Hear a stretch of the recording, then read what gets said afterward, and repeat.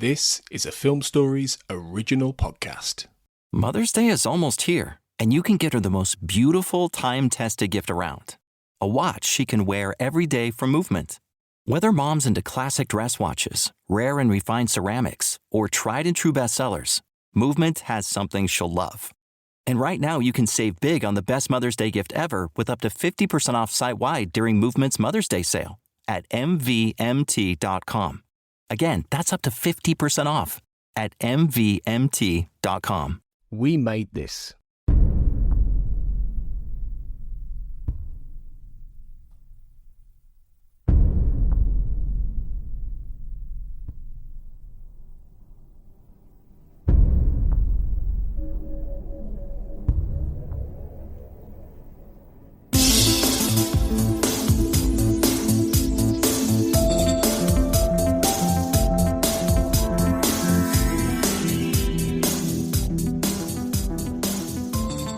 Welcome back, everybody, to the X-Cast. As ever, the truth is in here. And I'm your host on this one, Carl Sweeney, and welcome back to I Want to Believe Minute, which is the series we're doing at the moment where we go through the second X-Files movie 1 minute at a time.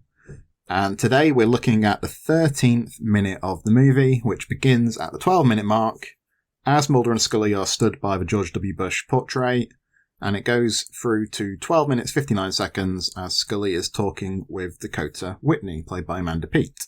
And joining me on this one once again is regular X-Cast guest Clara Cook. Hello, Clara. Hello, Carl. How are you doing? Are you excited for this minute? I am. I'm ready for another minute. You don't feel like it's unlucky 13? No? Oh, I don't know. Maybe. I mean, is this the minute where we learn about Father Joe? I don't know, because I think we've got a discussion scene here which runs through the next 2 or 3 minutes, doesn't it? So I think he maybe gets mentioned. So maybe we're not unlucky just yet. Not quite. Before we get going in earnest, a quick reminder to listeners that we would love it if you could follow us on social media. We are at the X_cast on X, and we are also on Facebook, where we've got our basement group, and we're also on Instagram as well. And if you search for the X-Cast, you will find us. And if you're enjoying the show, please drop us a quick rating and review on Apple Podcasts. And we would love, I'd say a minimum of 5 stars would be great for your reviews, please. And don't forget that we've got a Patreon as well, patreon.com/thexcast. And if you join that, you can get things like early access to episodes and more. Okay, Clara, so I think we should pick up with, we were talking about them looking at the portrait of George W. Bush, weren't we? And then as this minute begins, that kind of broadens out, doesn't it? Because there's a shot of not just George W. Bush on the wall, but on the right-hand side, there's J. Edgar Hoover. So, and this is as the X-Files theme is still whistling away on the score and so on. And again, what do you think they're trying to suggest here by having the shot of both Bush and Hoover, visible in the frame? Do you think they're trying to make some kind of point here, make some kind of connection between the two? What's going on? Like a contrast between Bush and J. Edgar Hoover? Because then after that, Mulder looks at Scully and Scully looks at Mulder. They kind of glance at each other. I mean, I can't imagine J. Edgar Hoover's a surprise to them, though. Considering he started the FBI. Yeah. And they've worked at the FBI for decades, or at least a long time. I think they're just trying to contrast, I don't know, like what, that J. Edgar Hoover has more of a serious presence than George Bush. There is some point being made, isn't there? I'm just not sure what it is. I'm not sure what it is, and again, I said earlier that I disliked the Bush moment, and I don't really know what is being conveyed here, to be honest. It's a strange one. On the commentary track, Franz Spotnitz wonders how many contemporary audience members would recognise J. Edgar Hoover. I mean, obviously it's got the writing there so you can read who it is, but do you think many audience, especially in 2008, let's say, would people have been able to recognise him by sight, do you think? Maybe not without the name written underneath the picture. However, I do think an American audience would know who he was. I think an adult American audience would know who he was, with the name in the picture. I also think, maybe not like young teenagers, but I think anyone who's watched The X-Files and may have Googled, well, I don't know if we're Googling stuff that much in 2008, but anyone who had watched The X-Files and knew what the FBI was would know who J. Edgar Hoover was, surely, right? An international audience, maybe not so much. I think I knew who J. Edgar Hoover was in 2008. I mean, I can't remember giving him much thought, but yeah, I think he's well known in American culture, though, isn't he? As well as in history. Yeah, I would have thought so. I just wonder at what point that starts to fade away. Like a new audience who found the X-Files on Disney Plus now, let's say, and they're younger, presumably, some of them at least. Are they less likely to know who J. Edgar Hoover is, being at a bit of a more removed historical distance now? I don't quite know. So in this minute, so like I say, Whitney is there and she ends up talking to them and she knows about the X-Files. She believes that Mulder may be Monica Bannon's best chance now. Monica Bannon being the woman who was attacked at the outset of the film. And there's a bit of discussion in this minute about how, I think Scully says there's slim chance after 72 hours that Bannon would still be alive, and they get into that a little bit. Whitney says at one point, I know this is awkward. So it's about that idea of them being brought back to the FBI after what had happened in The Truth, especially. I mean, how do we feel about it? Maybe we touched on this a little bit in the first minute we did together, Clara, but in the revival, for example, I found it very difficult to believe that the FBI would reassign them. I didn't feel like My Struggle 1 really set that up well. Here, they're obviously not put back on the X-Files, but, you know, it's like whatever was a problem in The Truth has now kind of been forgotten and they're back and able to help with this investigation. Is it a bit disappointing, do you think, from this movie? Like, were we wanting something else from the second X-Files movie, or are we happy to have them back in the fold at the FBI, which is not quite the same status quo as during the heyday of the series, but it's kind of recognizable as they're back in the fold and they're contributing to the investigation and so on. Like, are we disappointed by that? Do we buy it? I did want something different, I think. And I think that all along I wanted something different because I thought that we were building up towards an alien attack or invasion based on the series and the information given to us in the TV series. So would that have happened by 2008, though? Wasn't it 2012 that was scheduled? Yeah, they have a date at the end of 2012, don't they? Which is what Mulder finds in The Truth. Which is the year I got married, so I would have been a newlywed when aliens landed. And London, and the Olympics in London, you know, I mean, it would have been an epic year. I want to say it's a date, the date was at the end of 2012, so we could have had the Olympics as kind of a last hurrah, and then... I would have like got married, had the Olympics, and then been like, time for me to be, I don't know, assimilated into whatever alien society that was going to happen. It's a good point, because I've always wondered, I think sat in the cinema in 2008, I would have expected some explicit reference to, you know, the fact that Mulder and Scully have that date, have that knowledge, and that the world will be invaded by aliens in like 4 or 5 years' time from where they are now. And again, it goes back to what we were talking about before, doesn't it? That they probably want to skirt away from that to attract, or not to confuse the audience who don't remember that, don't know about it. Yeah. But I suppose if you're a hardcore fan and you know that the invasion of the planet is coming, you might feel like it should be really referenced there at some point.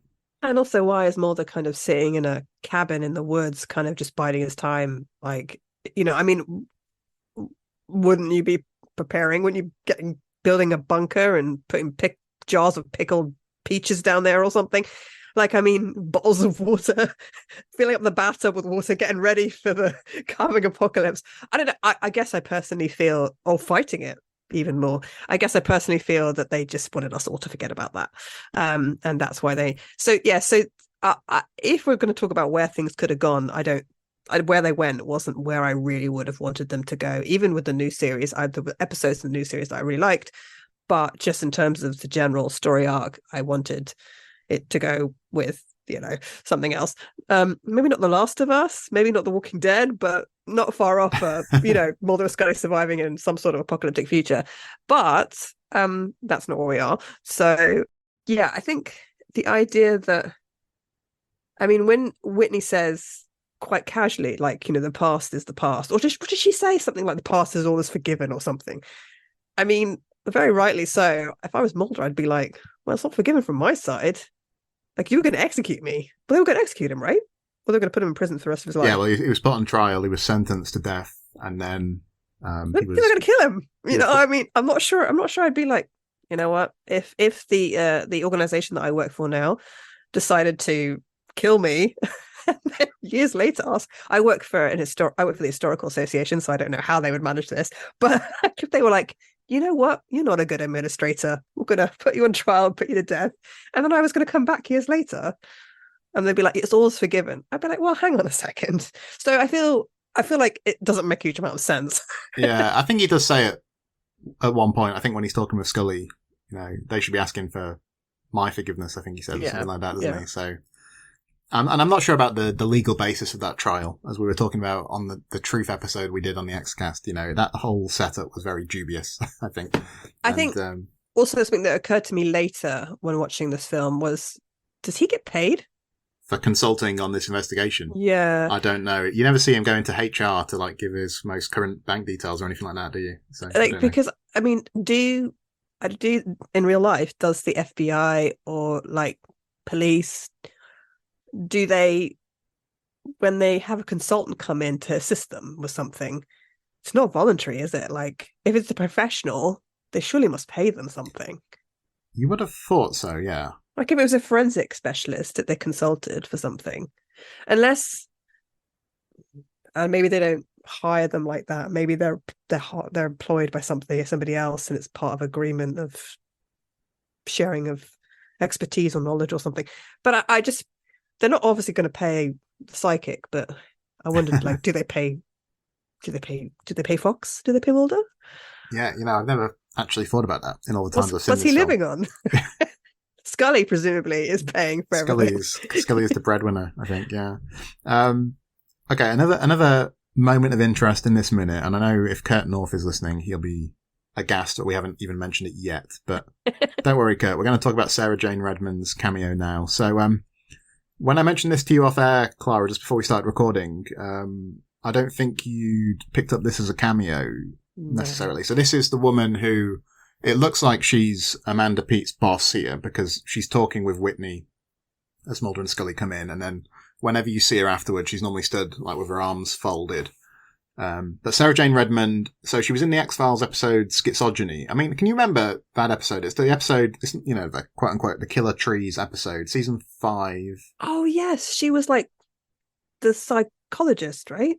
Something like that, and she's deeply involved with that. With what's going on in that particular episode. But I think 1013 fans maybe more remember, well, I think certainly a section of the fan base who watched Millennium would remember her from that show. She was in several episodes of Millennium as a character called Lucy Butler, who was a very memorable sort of antagonist who comes in at various points. Did you see Millennium at all, Clara? Do you remember that character? I haven't. I think when I would have watched Millennium, which is around the time I was sort of watching the X-Files, I found it too scary. Very dark show. And too dark, yeah. I mean, I could give it a go now. I've watched a lot more dark television since I was a teenager, so I probably could give it a go now. I just haven't got around to it, I suppose. But at the time, I think I remember watching or trying to watch an episode and finding it too frightening. Yeah. I mean, there were periods when I was younger where I found the X-Files quite frightening. So certain episodes of the X-Files I found too scary to watch, I think, really on my own. So which one's Home? I'm gonna guess maybe the Home. There's one episode. Tombs. A lot of the Tombs episodes I found really scary. There was one episode with Doggett and Monica where there's a guy living in the sewer. Is he in the sewers at one point and he kills people? So can't remember. So in Medusa they go sort of underground, don't they? But then there's also in season 9, there's Underneath. I think it's Underneath. Right. Oh, the episode where the men are skinned. Hellbound. We talked about that. Hellbound, yeah. Did we talk about that on the show? I think me and you. Yeah, maybe. We did. Yeah, and I found. Is it Donny Faster? Mm-hmm. So Orison. Orison, yeah. Orison, yeah. There's something about. Yeah, I don't know. Specifically because he was aiming a lot, at least initially in the first episode he was aiming a lot of the violence against women. It just really creeped me out. Yeah, and even if the episode itself isn't particularly scary, if there's scary aspects of it, like a couple of weeks ago I was watching Detour. Yes. And I was home alone and it was dark. And I thought, God, that was kind of, I was like, ugh. Ice. I actually used to find ice quite freaky. Very tense. The dog barking and I mean, actually anything set in a snowy landscape, which is why when I first saw this film, I found this film quite creepy when I was, 2008. I have this weird thing where I kind of find stories set in icy landscapes especially terrifying, which is why I watch them, because so like The Terror, which is a TV show that was on BBC not long ago, which is set in the Arctic. There's the most recent True Detectives TV series that's set in northern Canada. Anything where people die out in the darkness and the ice, it scares me. But it's an interesting kind of I don't know why. It is creepy, but like there's something also like beautiful about those wintry landscapes as well, which is kind of interesting tension there. And one of the reasons why I liked the scenes in Fight the Future, where Mulder goes in the film. Mulder goes to the Arctic, doesn't he? Is it the Arctic? Yeah, to rescue Scully. It's like the snowy landscape, and so. Okay, so commentary track notes from this particular minute. Chris Carter praises the extras. He says that extras actually have quite a hard job for a scene like this because they need to hit their marks, they need to be believable, they need to really feel like they're part of the FBI, and he felt that they really accomplished that. And it's the kind of thing I think an audience member doesn't really notice most of the time, because you just kind of assume that the extras will fit the bill nicely. That's about it, really. I mean, I was looking at some facts about J. Edgar Hoover in preparation for this discussion, Clara, and this is from the mentalfloss.com website, 20 surprising facts about J. Edgar Hoover. I'll let people look at the whole list if they want to. You can find it with a quick Google. But number 8, did you know that J. Edgar Hoover fired all the women in the FBI? I didn't. Right. Why did he do that? It says Hoover fired all woman agents when he took over as head of the Bureau of Investigation in 1924. This was only 2 years after the Bureau got its first woman special agent, Alaska Davidson. Women wouldn't be allowed in agent roles at the FBI again until July 1972, 2 months after Hoover's death. But that is kind of a pattern, isn't it, in certain ways with various things. Like you get women footballers and then women's football is banned. You get these pioneers and then they sort of cut down in their tracks. It happens. Hang on, what was that date? He fired all the women who were there in 1924, 2 years after they got their first woman's special agent. Interesting. Because I was wondering if it was post-war, because, there was a real boom of post-war of trying to get women back into the home. A lot in the US, a lot of it to sell like home appliances because, post-war, women working in jobs during the war, and then post-war when men come back, they want jobs available for men again. So they need women to go back at home. But that wouldn't work. That wouldn't apply if it was in the 1920s. No. I suppose like maybe post First War, but I don't think that's the case there. No. Yeah, I wonder if he just thought he had some sort of idea that women were not as good at investigating, or he had some idea about that it was improper maybe for them to be doing this job. Interpersonal relationships in work. Yeah, people being open to blackmail, or I don't know, who knows. I mean, yeah, maybe he thought there would be some conflicts of interest going on at work or something. Obviously, I think it's ridiculous, but yeah, without knowing his reasoning, it's hard to judge. Yeah, I don't know if any more is known about that. I've literally just looked at this one article. Number 14 jumped out at me as well, which said J. Edgar Hoover had what was possibly the world's largest collection of pornography, and he had something. His own personal stash, or was that like that he'd taken off people? Yeah, it sounds like it's a bit more dubious than that even, because it says he had this file known as the obscene file, which contained nude photos and racy movies of celebrities and politicians, primarily seen as blackmail material, as well as official photography taken by the FBI during raids of gay bars. And it says also, Hoover was rumoured to have nude pictures of Eleanor Roosevelt obtained from the comedian W.C. Fields, which is very strange. And I don't know the factual basis for these claims, but I mean, he was a strange guy. Anyway, I guess if he could be keeping all of that for reasons of blackmail and political reasons, couldn't he? Yeah. Yeah. As leverage against people. Absolutely. Anyway, we'll leave it there, Clara, I think, and we'll reconvene to cover minute 14, where this scene continues, and we'll be back with that one very, very soon. And until then, listeners, always remember, trust no one.